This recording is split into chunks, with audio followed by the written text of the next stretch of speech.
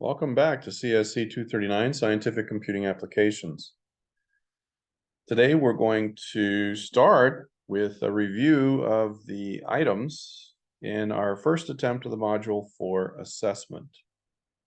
There were 18 questions. 7 students completed attempts.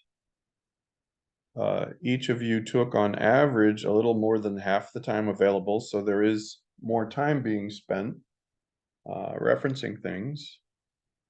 The average score was a 3.78, which runs a bit higher than, just a teeny bit higher than normal. So if a 70 were, a C were, breaking into the C grade was the first attempt of, for most students, then this is a little higher. This is like 75, 76, basically. There were no questions that were considered hard or too difficult. And so most of the questions are rated as medium questions in terms of difficulty. And there were only a few that were flagged because students answered them either correctly or incorrectly the same way. So let's begin with the items that pose the greatest challenge. So we've sorted by lowest score on down to highest score for the analysis. The first assessment item that posed the greatest challenge for students in Module 4 was a multiple choice question that read, a regression analysis produces a line on a graph that is neither rising nor falling. It's straight and flat. So it's like this line right here. Everybody sees this line, right? So flat means horizontal. It's not increasing up to the right. It's not decreasing to the left, or down as you move to the right. Select the statement that best describes what this means. And when you're working with a regression analysis, what a flat horizontal line means is that there is no relationship, correlation for the data used to create the graph, right? So we can establish that the data elements of one quantity really don't relate to the data elements of another quantity. Are there any questions about this particular item?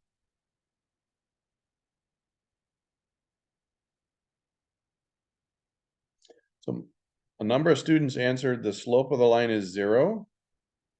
Well, a horizontal line would have a 0 slope. That is true. But it's the rest of the statement that's problematic. It says proving there is a cause for a given effect. One of the things that we caution about is that many of the inferential statistic methods can help establish and affirm that there is a relationship between two sets of data elements, but that doesn't mean that one is the cause of the other. What we mean by cause and effect, right? There's an effect that's caused by something, and that's much more difficult to prove.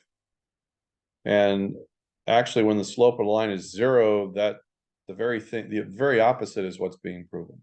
Okay. So now the slope of the line is 1.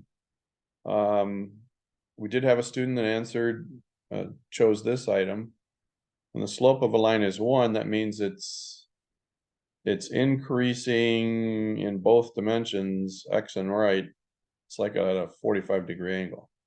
This is kind of taps into some other math that you may have had. I don't know if slope, has anyone had math courses where you review slope and stuff like that? Yes. Ah, very good. Well, you'd have an advantage if that were the case. So moving right along. Any questions about this item?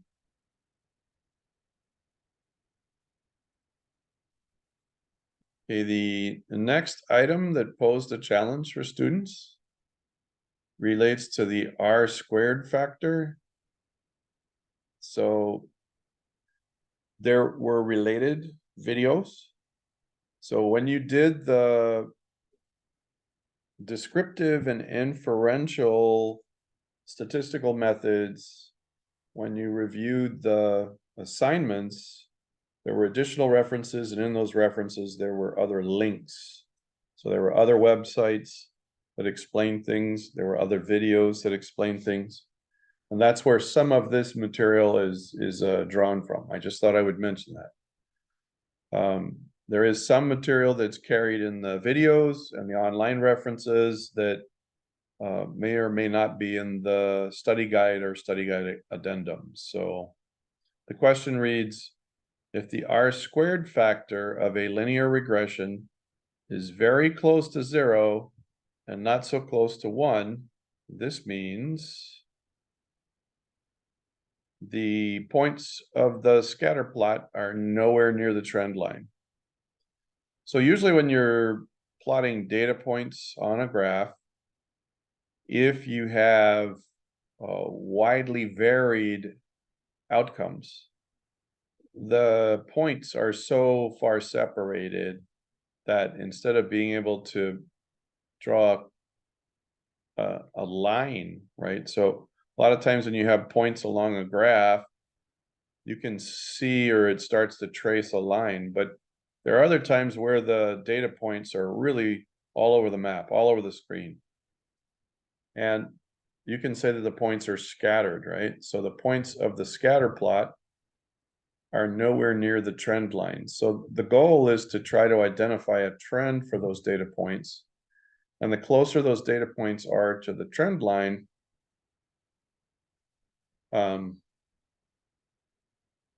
basically you have this this factor here. So if it's very close to, if the R squared factor is close to 1, the closer it is to 1, the closer the data points are to the trend line.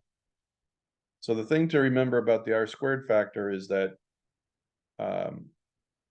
if you have a bunch of points and it's obvious that you can see the beginning formation of a straight line.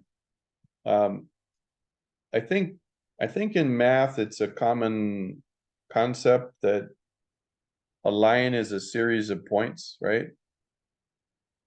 And of course you can have curves, you can have straight lines, but basically if you have a series of points in a certain dimension, what you end up with is a line. So anyway, that's a bit of a stretch there, but does anyone have any questions about this item in particular? Not anymore. Okay. Yeah, I hope that helps. And once again, there were other links, other videos, other websites besides the study guide and the study guide addendum. Well, let's look at the third item. It's a multiple choice item. And this multiple choice item reads, yeah, the macro features are unavailable. You are a lab assistant who wants to have a personal life. And though you need to repeat the same steps for many simple tasks to set up and enter data in Excel. And see, that's one of the challenges of scientific computing applications, is that there's a lot of repetition, and we want to give you an easy button. So there's an office supply store that has a major ad campaign about an easy button. Does everybody know what I'm talking about? Have you ever seen the TV ads for an easy button? No, I haven't. No? Okay. There's a song from decades ago called Rubber Band Man. It's actually a really classic pop song. Anyway, you should look it up. But a macro is an easy button for Excel spreadsheets and databases, especially when you have simple tasks that are repetitive. And what you want to avoid is this whole idea that when people are doing things over and over again, it gets old, it gets tiresome, and there are mistakes. And if you have a macro, then you're letting the computer do the work for you, and you have less garbage in. And if there's less garbage in, well, your output and results will be more reliable or dependable. There will be less garbage out. Garbage in, garbage out, GIGO. Does that ring a bell for everyone? Kind of, sort of, maybe? The annotation you just used, yeah. Yes. You hear that macro features are ideal for such a purpose. However, after you examine the menus in the application, no macro features or functionality are available. Select the option below that is the most efficient solution. You select Customize Ribbon in Excel options, and then select the Developer option in the main tabs. And that will reveal a whole new ribbon that includes macros. Other students selected a bogus answer that reads Enable Macro in Quick Access Toolbar Settings using Excel options. So that is a bogus answer. Pretty sure. Now, if the features and functions of Excel have changed to the point that that's a valid statement, send me a screenshot and I will be happy to post additional credit. But every now and then there are things that change. Moving right along. The next item that posed a challenge for students was a multiple choice item that reads, a common method to reveal patterns. So you must assess patterns for a mix of numerical and text information.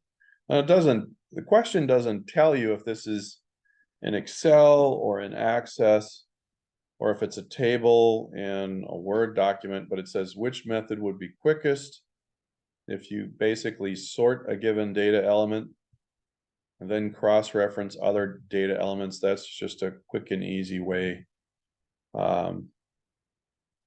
to let the technology work for you. That is the correct answer. And the other options for using ANOVA or the Excel add-in for standard deviation, there's a lot of extra steps for that, right? If all you have to do is select the column and then click sort. Does everybody know what we mean by that answer? Yes. Okay. All right.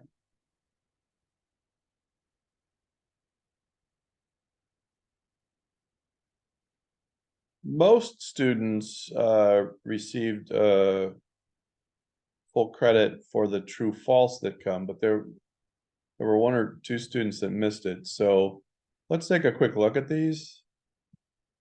True false, a correlation may reflect elements of a relationship manifested by a cause and effect, although as a single factor, a correlation is not proof of cause and effect. That is a correct statement, because correlation, when something causes another thing, they are related. There is a correlation between them. But if you have just two data elements and they're correlated, that's only part of the proof that's needed. You have to have much more proof to affirm or to prove that a certain effect is caused by a trend or a set of other inputs.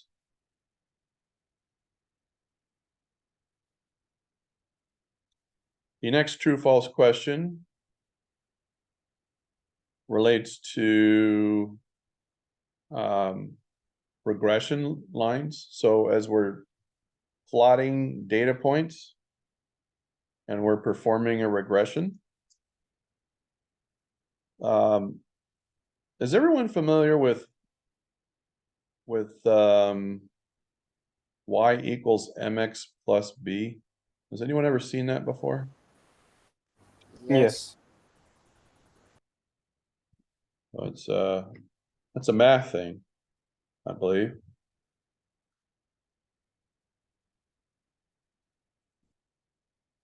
Slope intercept form.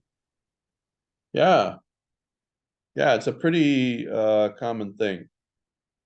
Now, I almost walked through this. There are references to it elsewhere in the module 4 material, but basically this coefficient represents slope, and this represents something called the y-intercept, I believe.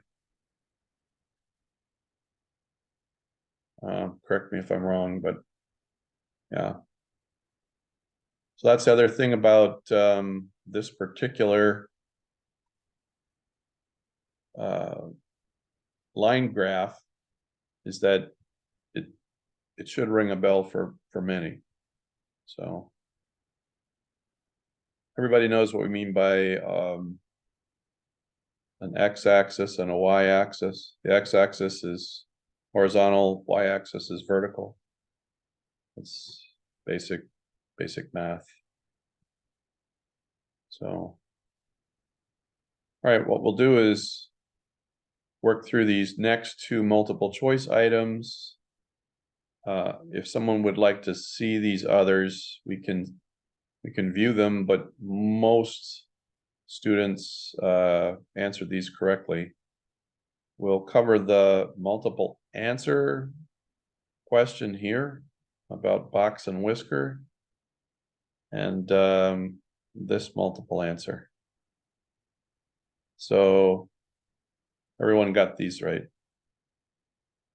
So moving right along.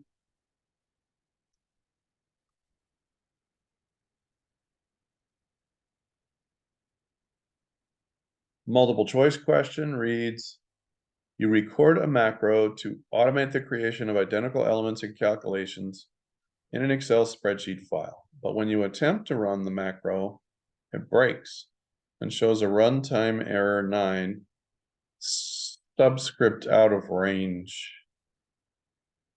So you go ahead to, you're in another Excel spreadsheet file, you run the same macro, and it says out of range.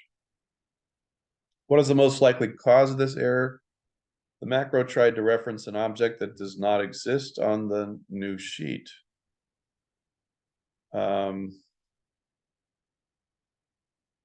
If you look at all the other answers, this is the best choice.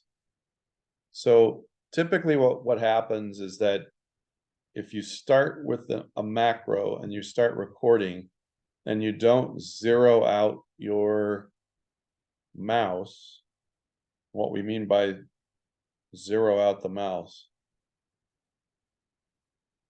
would anyone care to guess what we mean by that?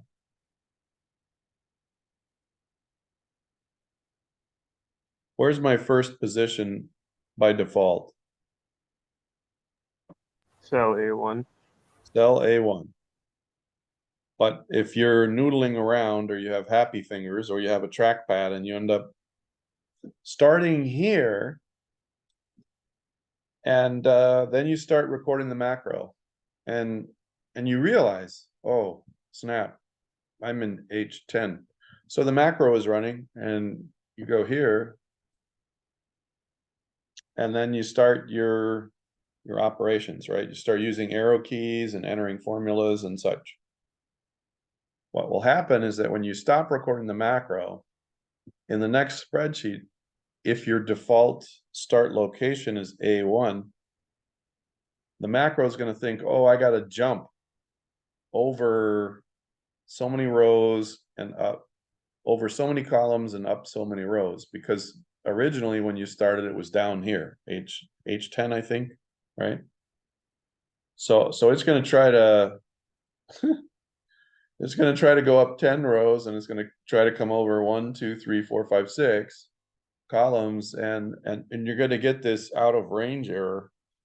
I hope that explanation really helps, but that's really what's going on there. And I think we did mention in class, you have to be careful to make sure you whenever you're using a macro that you want to have the same starting point each time. So, any questions about this? No questions. Okay. The tilted curve question. So you notice that a graph used to show the distribution of studied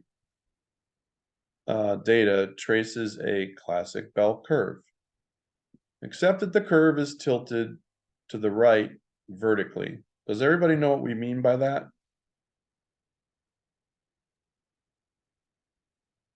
Would anyone like to see an example of that? Yes. Yeah. Okay.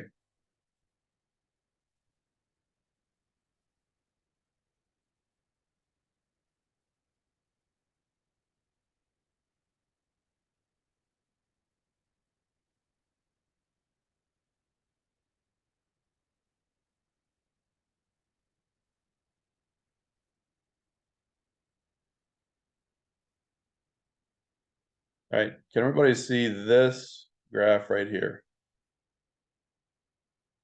Yes. Okay, so the solid line represents what would happen normally. It's evenly divided and evenly distributed. So if you have a perfect case of variation in the data that's logged or recorded, studied, you get this flawless bell curve, right? But sometimes the data points, there's a trend or there's a pattern, and what you have is this slant. And in this case, it's a slant to the right. That's called skewness. So now the other type of description is when you have a normal bell curve and it's flatter. So it looks, that's the normal bell curve, and the blue curve that's short and flatter, that has to do with a quality we call kurtosis, right? If the bell curve is squished so that it's really tall and there's less range of values, so there's fewer ranges, so the data doesn't vary as much, so it's a tighter distribution of data, and there's more of it toward the median, then you get a really tall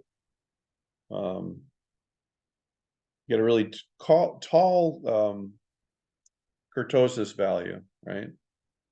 So when we're talking about kurtosis, it's how tall or how squished for the distribution. When we talk about skewness, we're talking about slanted. So in this case, the dotted line represents, or the dashed line represents, you know, a left slant, right? Which means that more of the data is actually less than a typical mean for normal distribution. And so those are real obvious. Does that help? Does that explanation help? Yes. Okay. Very good. There was a similar question to that.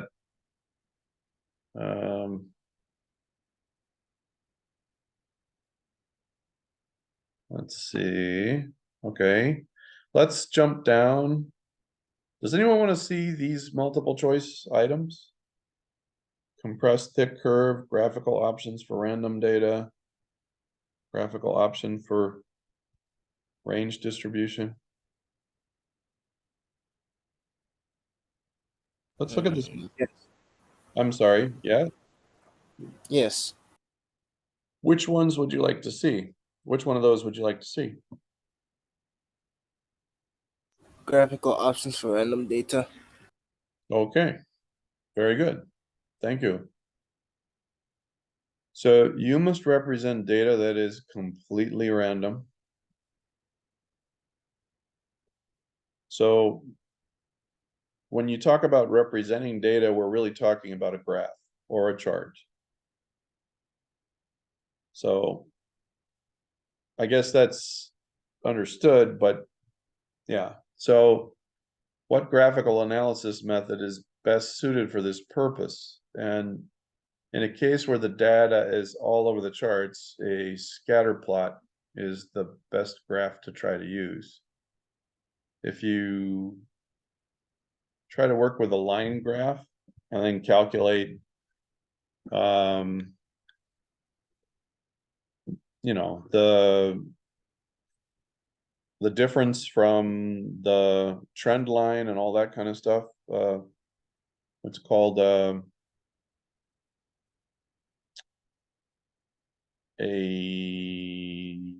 a linear regression line that's specific. I'm trying to, I think it might be in this.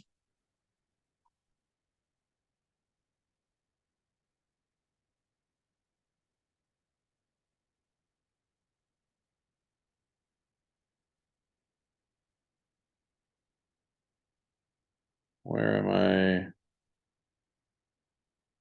I? Ah. So when a line minimizes the sum, minimizes, the term there is minimizes the sum of the squared errors. So when you're working a linear regression from the videos and the other online references, what we're doing, you have a trend line and then you have these data points, and how far off they are from that trend line can be considered error in certain circumstances. So if you add up, if you take the errors and you square them and then you sum them, when a trend line minimizes the sum of the squared errors, that's called a best fit linear regression. So you have these data points, and the idea is to try to calculate a trend line so that you can draw conclusions about the pattern. But if they're all over the place, that's difficult. When you're able to map a line that fits between those different values, that's called a best fit linear regression. And the technical explanation is that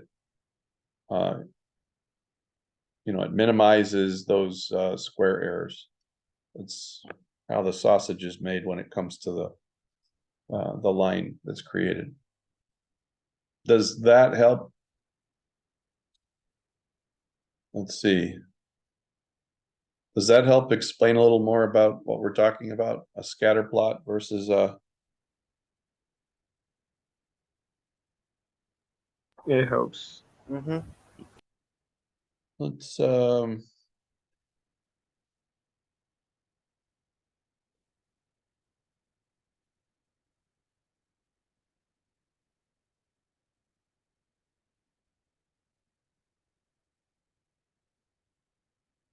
so this is a great contrast here, right?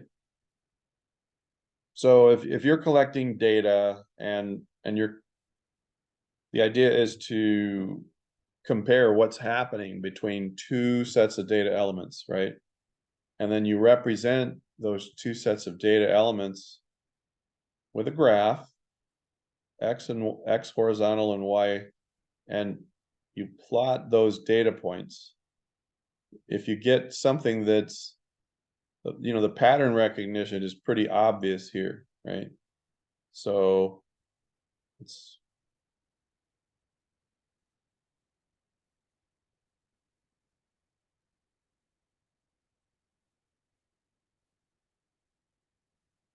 where was that picture? Don't tell me they didn't include the picture. Well, that's just wrong. Okay, never mind. Yeah, so here is a scatter plot, right? So you don't have the same capacity to work some calculations. Well, I mean, you do, but if we were to try to draw a line for this result, there would be some problems with, because there's different ways you can draw that line because the data points are all over the place. Does that explain better what a scatter plot is?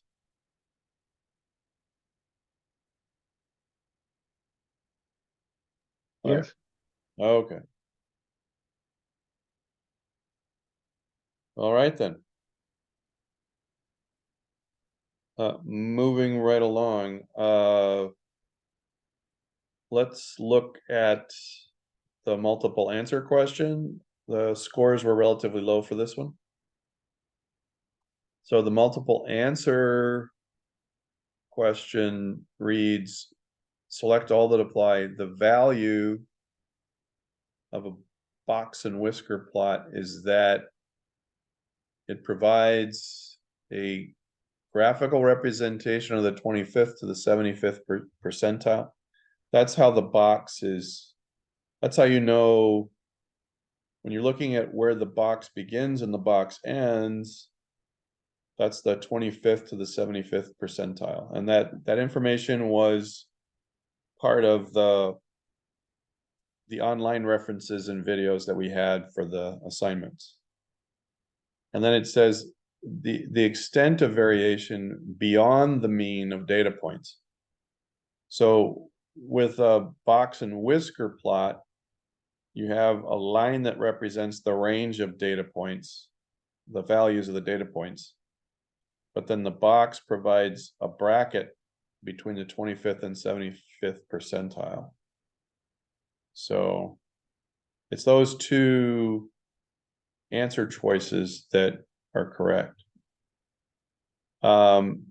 The answer choice that most students selected incorrectly reads, quantitative detail of the lowest and highest statistical quartiles. Well, that would be the data points below 25 and above 75.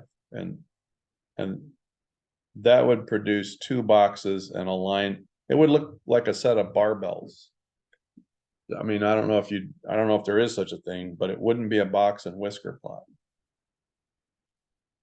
So does everybody understand where they got the term box and whisker? No. Okay. Allow me to expound.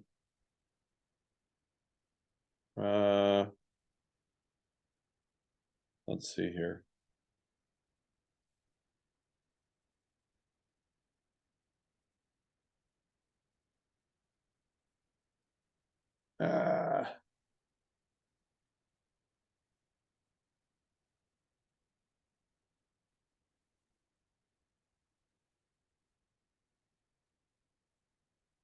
I need to draw that differently.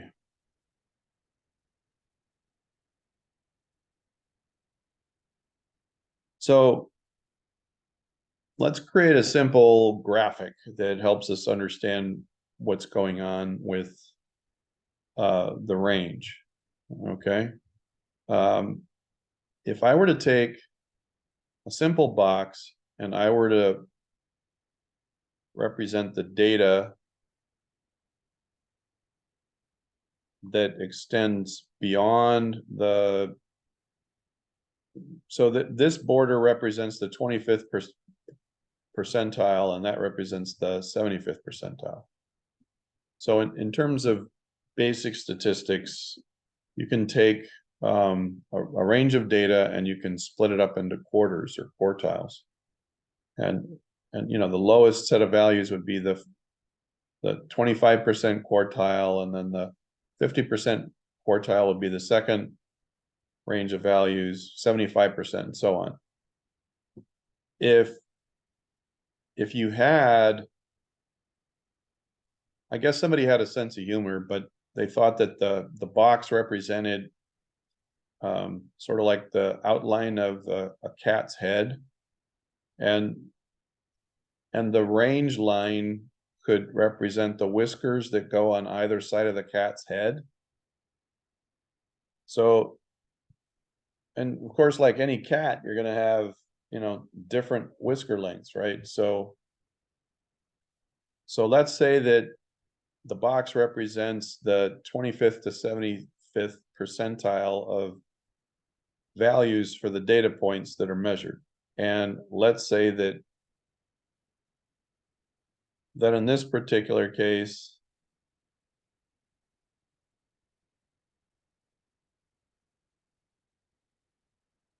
the range from the minimum data point, the smallest value to the highest value, on a number line looks like this. But if you see the box and it's off center, what that means is that there are more data points, many more data points in the low end of the number range. Okay, so let's say that this represents 10 and this represents 100, and you're collecting data. Maybe you're using sensors, so you're measuring temperature, pH, I don't know, any oxygen content in the air, take your pick, right? Let's say you're collecting data, and that data goes from 10% to 100%. And most of the data that you collect from the 25th percentile to the 75th percentile, so those 3/4 of the data points fall within this range. And you have a few data points that are much higher, right? You have very fewer that are lower. So you could have a half a dozen that are below 20, but you have 30 data points that are above 70.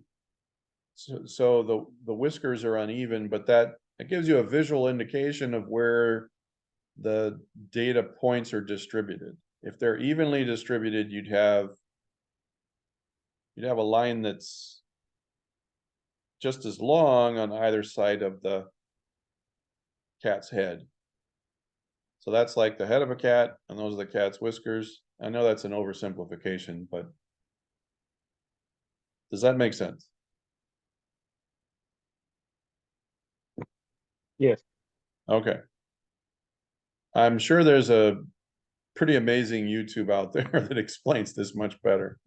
And of course, cats have more than just one whisker on each side of their head, right? So that's the part of this that gets a little hard to visualize, but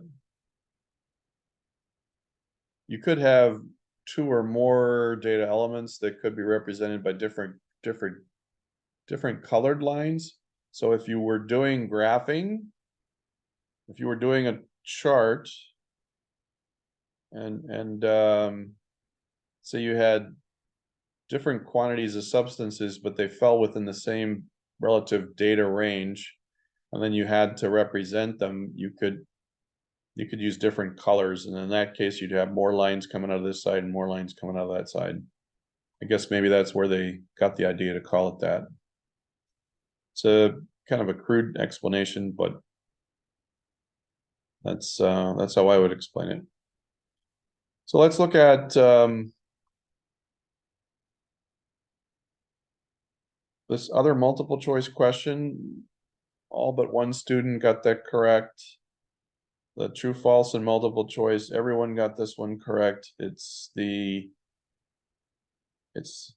last three that remained a challenge here. So let's cover these last three. And then what we'll do is post the reconciliation. And then we'll talk about what's coming in our last module for the semester. So this multiple choice question reads, you must determine which inferential method is best suited for a case where the variable that is selected or intentionally varied, right? So you're intentionally changing the value of the first variable, it's daily calorie intake, right? So that's something that can be measured along a scale. And you can have a lot of small units. So it's more like a continuum. And then the variable that is examined or logged is body mass in kilograms of the subject studied. So again, kilograms can be measured along a scale or a continuum. So what's the kind of data that's involved with both of these data elements or variables?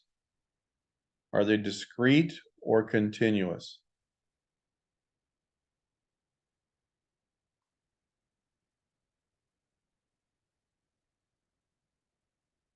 Remember this? Yes. So the one that we're changing is calorie intake. That's the independent variable, so I'm in this column. And the dependent variable is body mass. And so because it's the dependent variable, I'm working with this row.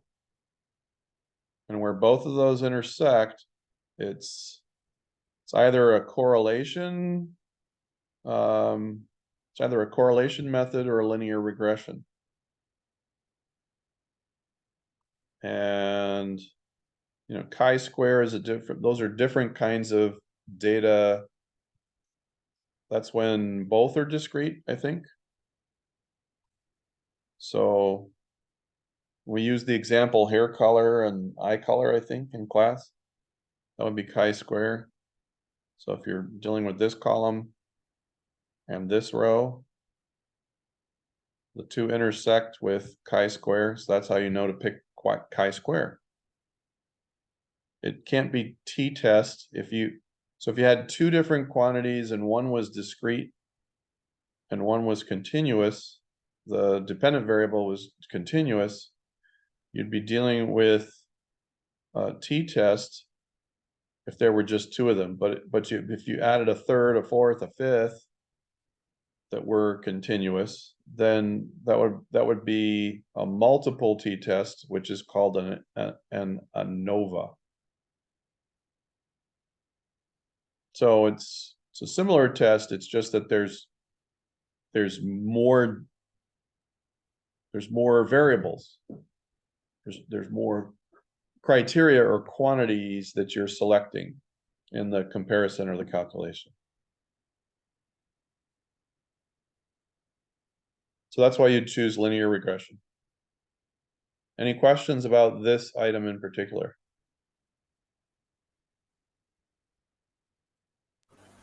No. So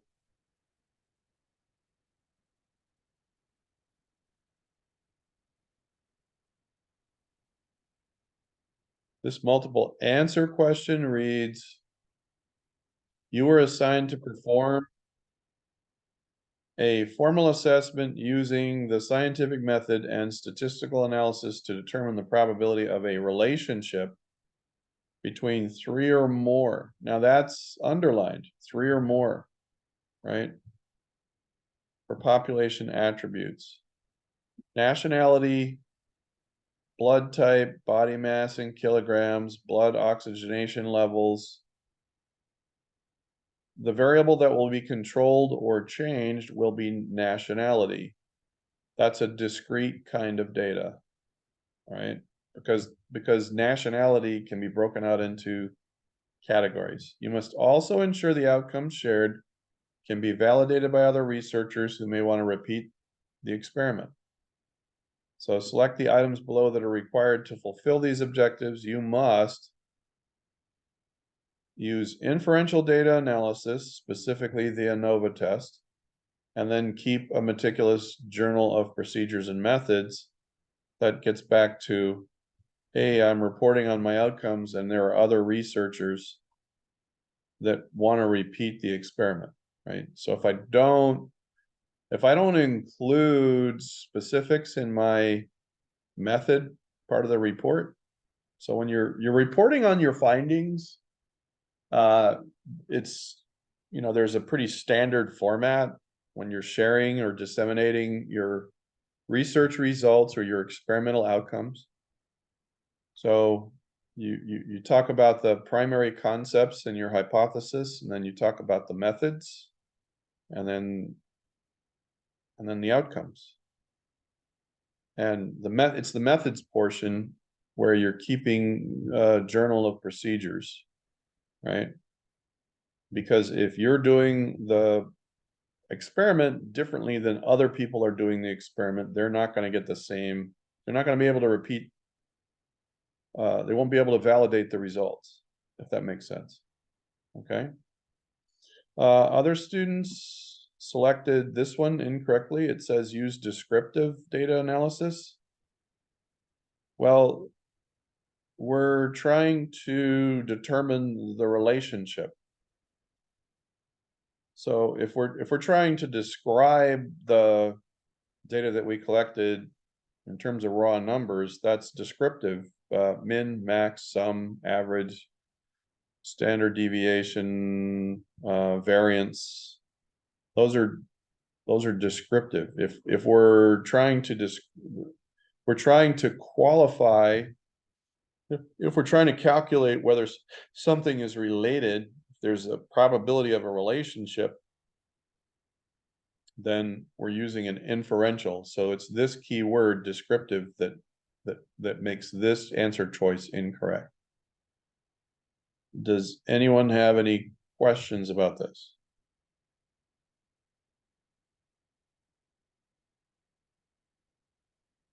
All right. One last question, ordering steps to calculate standard deviation. Please arrange the steps to properly calculate standard deviation. And then there's a hint, right? It says these also include steps to calculate variance. So where do we get that process or that information? There were a couple of references in your module 4, in here, in here, in here. Does everybody remember this?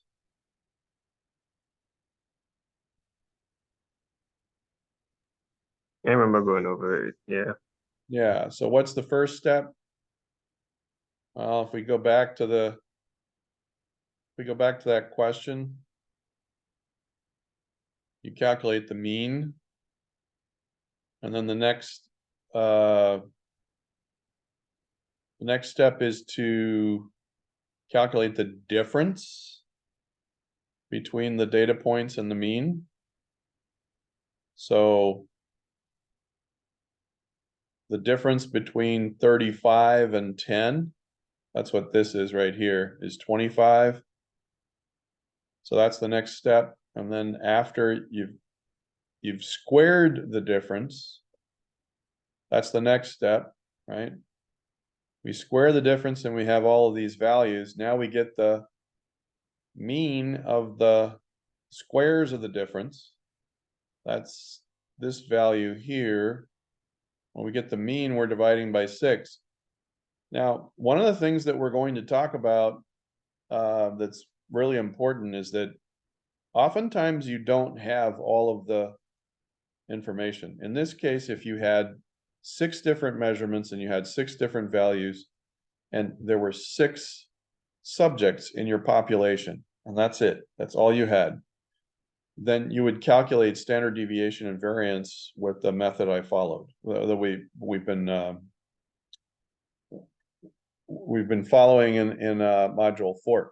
But what happens if you're taking samples from a population? Oftentimes, this is where we start to get into the 5th module, okay? So when we look at 5th module and we're looking at simulations and mining, well, a lot of times we're dealing with very large sets of data, and you don't always, you can't always include all the data points in your calculations. And so you collect random samples. Has anyone ever heard of the term sampling?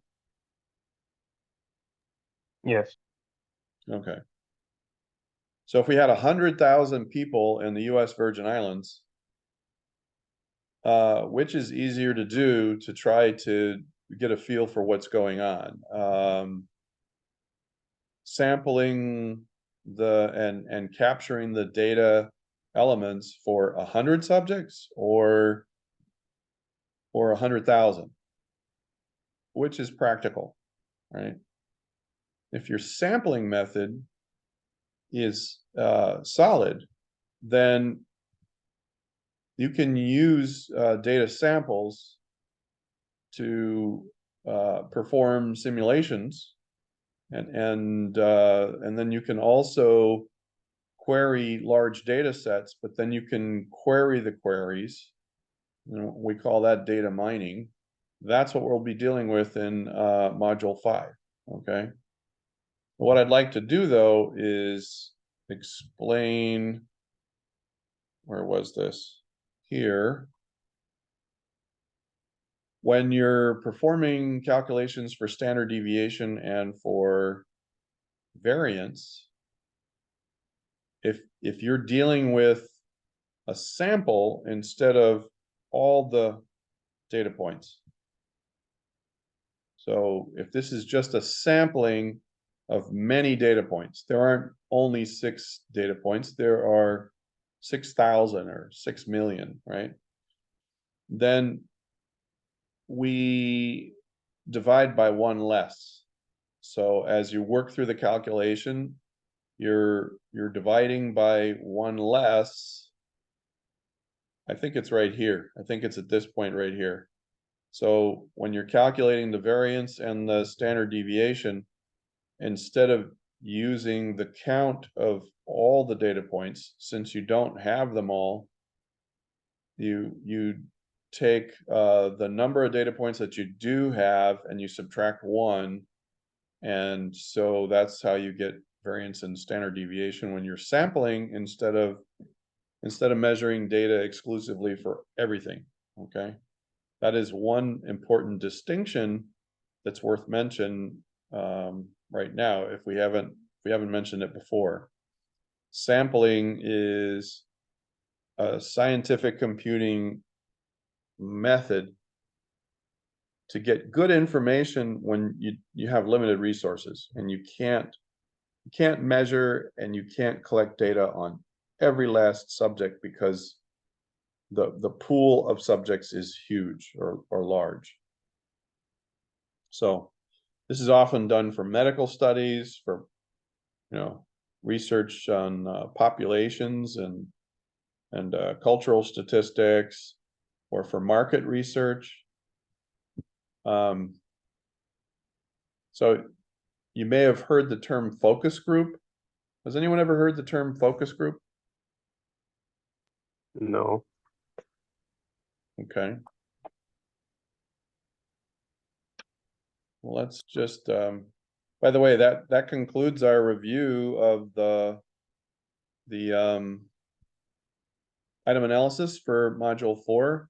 I'll go ahead and post the reconciliation right above this, 4.5 reconciliation, and then the final version of the assessment later this week.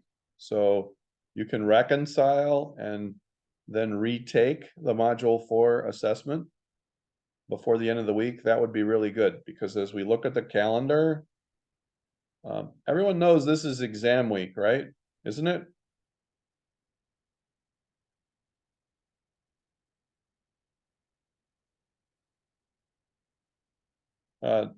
Can you see my screen? Yes. Okay. You mean exam for like finals or like? Yeah, final exams. Oh, no. I thought finals were like the week after Thanksgiving. Well, let's look at that, right? So let's make sure everybody's on the same page, because I don't want to run out of runway here. So let's jump into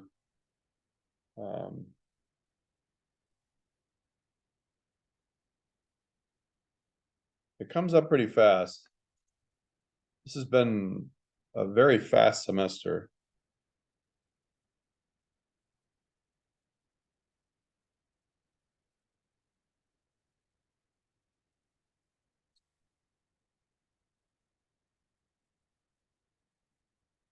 Did you know that Friday our campus is closed? Yes. Okay. And then it says 23rd and 24th is when our Thanksgiving break is. So that's 23rd and 24th. So this is Thanksgiving week. We have Veterans Day off here. Well, it's the 11th, but they're giving us Friday off. And then we have a full week and a part of a week. And that's the end of our last module. Well, that's the end of the regular classes. And then we have the Thanksgiving break. This is our last day of classes. So there are 3 more days. And then, oh, I see. The first is a study day. So this is the last day of class. So I guess this is the last week. The last, and then this would be a study day, and then exams are here. Okay. Everybody got that? And Yeah. I usually count the Saturday as the, you know, as long as everything's turned in and submitted by the 9th. So there you have it. Any questions about our timeline? Nope. So we'll open up module 5 as soon as we finish posting the reconciliation and the retake. If you get a chance to look at some of the scores that have been posted for submissions in the first 2 or 3 modules, we're putting those out. You should see some scores when you go into my grades. And then, of course, when you click on my grades, if you'd like to see how your average is tracking, and you go to the very bottom of the screen, forget what it says for weighted total. Okay. What you want to do is you want to take the total number of points that's showing in total earned, and then divide by the total number of points under total possible. And we're not all the way through the semester yet, and we haven't done the final exams. We haven't scored the module 4 solutions yet. So by the time we get those scores out, what will happen is that there's a number here that's going to start increasing. So you'll see like a 40 and a 60 and an 80. As the weeks click off, this number will get higher and higher because people are submitting more assignments and more solutions, and the grades are posting. The score you've earned for each of those is going to be summed here, and the total score possible for all of those submissions is going to be here. So if you had a 7, let's use an example. If this showed total earned showed 64 points and the total possible was 80 points, you'd take a calculator and you'd divide 64 by 80, and you'd multiply by 100. That would be the percent of your final average for the course. And of course, an 80 would be like a B-, I'm pretty sure, right? Everybody got that? Yeah. All right. Well, that's all we planned to share today. Thank you for joining us, and we'll see you Thursday. Take care until then.